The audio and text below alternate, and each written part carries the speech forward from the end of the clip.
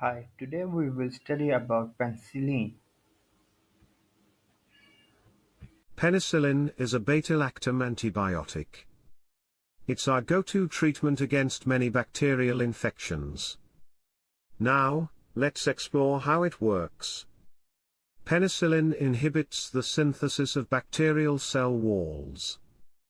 It binds to specific proteins in the bacterial wall, blocking their ability to strengthen.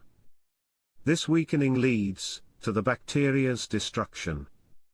Next, let's understand its spectrum of activity. Penicillin is effective against several gram-positive bacteria, like Streptococcus and Staphylococcus. It also works against some gram-negative bacteria, including Neisseria meningitidis. Certain anaerobes, except Bacteroides fragilis, are also targets. What about its indications? Penicillin is used to treat various infections. Common ones include streptococcal throat infections and syphilis.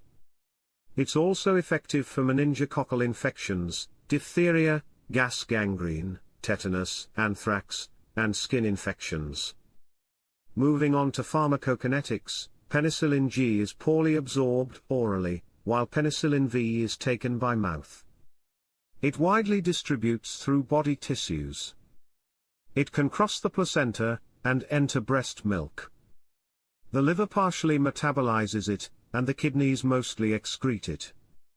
Adjustments are needed for patients with renal impairment. However, penicillin can have side effects. Hypersensitivity reactions like rash or even anaphylaxis can occur. Gastrointestinal issues, superinfections, and, rarely, neurotoxicity can also happen. It's essential to know the contraindications. If a patient has known hypersensitivity to penicillin or other beta-lactams, it's a no-go. A history of severe allergic reactions warrants caution, especially in those with renal impairment. Before administering penicillin, always take an allergy history. Do not mix it with aminoglycosides in the same syringe. Watch for allergic reactions after injection. Finally, store injectable forms in a refrigerator away from light.